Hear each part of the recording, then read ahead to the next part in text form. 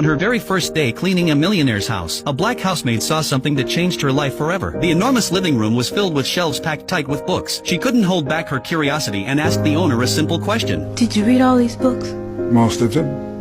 Why? His answer made her realize something powerful. Knowledge could truly change a person's destiny. That night, when she got home, she turned off the television. She sat down and made a learning plan for her children. She told them they had to finish 2 books every week, and on weekends they needed to write a report about what they had read. If you use that time to develop your God-given gifts, wouldn't be long before folks was watching you on TV. Those words sank deep into her son's heart. From then on, a boy named Carson studied late into the night. But even with all his effort, he was still at the bottom of the class. When his teacher asked how many questions he had answered correctly on the exam, he whispered, "None." The classroom erupted with laughter. Carson lowered his head in shame. Every day after school, he avoided his classmates so he wouldn't face their stares. But the teasing never stopped. Finally, he lost his temper and got into a fight. He was sent to the principal's office. When the principal demanded an explanation, Carson said it was an accident, but no one believed him. The principal pulled out his report card and handed it to his mother. It was filled with nothing but D's and F's. He warned her that if things didn't change soon, the school would have no choice but to expel him. On the way home, Carson was overwhelmed with guilt. He promised his mother he would never fight again, but when it came to grades, he wasn't so sure. He had already tried his hardest, and maybe his classmates were right. Maybe he really was dumb, but his mother looked him in the eyes and said firmly, "You're not dumb, my son. You are smart. You just haven't used your intelligence yet. But if you keep these grades, you'll spend your whole life scrubbing floors in a factory." Her words shook Carson to the core. He vowed to change, to prove himself to his mother. Yet no matter how hard he worked, his grades didn't improve. Then one day, his mother noticed something strange about the way he read. She soon discovered the truth. Carson was severely nearsighted. She didn't hesitate. She broke open her savings and bought him his first pair of glasses. For the first time, the words on the board came into focus. For the first time, his eyes locked onto the pages of his books. Slowly, his grades began to rise. The day he finally passed an exam, his mother's joy was beyond words. From that moment on, Carson started to love learning. He read late into the night at the library. He read in his dimly lit bedroom. He even read in the bathroom at home. Anywhere he could, he studied. Soon, his grades improved dramatically. When he brought home his very first A, he rushed home after school, eager to share the joy with his mother. But she told him calmly, "If others can do it, you can too, and you can do even better." Those words became his driving force. Carson pushed himself harder than ever. The first time he stood at the front of the class to be praised by his teacher, he felt something he had never experienced before. It lit a fire inside him. As time passed, his hunger for knowledge only grew. He became fascinated with everything, even a simple pebble on the ground. His curiosity drove him to read every book he could find about rocks. That curiosity paid off one day in science class. The teacher held up a black stone and asked if anyone knew what it was. The room was silent. Then Carson raised his hand. "It's obsidian," he said, and went on to explain how it formed. His explanation was so detailed that even the teacher learned something new. From that day on, his classmates saw him differently. After class, the teacher showed him a microscope.